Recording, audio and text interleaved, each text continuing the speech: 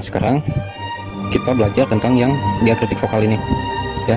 Jadi soal gimana cara ngubah bunyi K jadi Ki, Ga jadi Gu dan sebagainya pakai diakritik vokal. Kemarin kan kita nulis, kalau nulis kakak kita cuman perlu nyari bunyi K ya. Jadi udah ada A bawaan. Nah sekarang gimana kalau mau jadi kuku?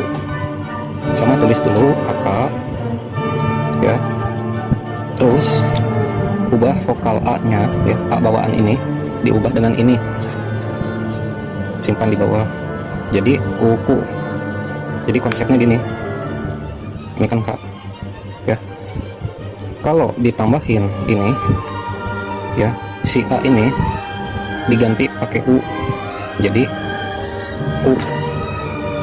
Misal nulis kaku ya, berarti gini, K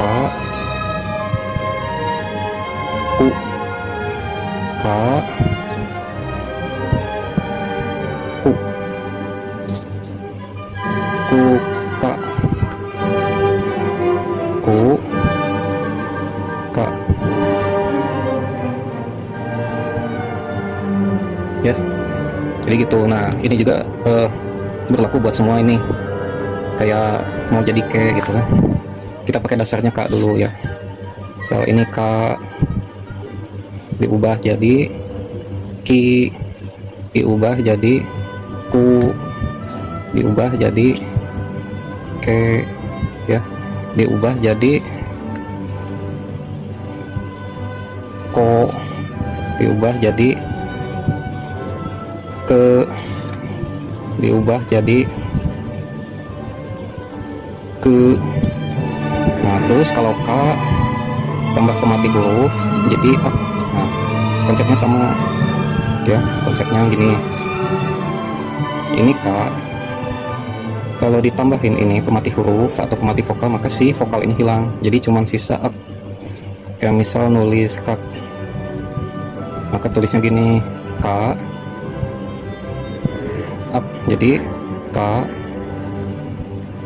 up ya. Kalau di huruf Arab mah kayak misalnya gini, ini kan ba, ini up, ini ba, kayak gitu ya.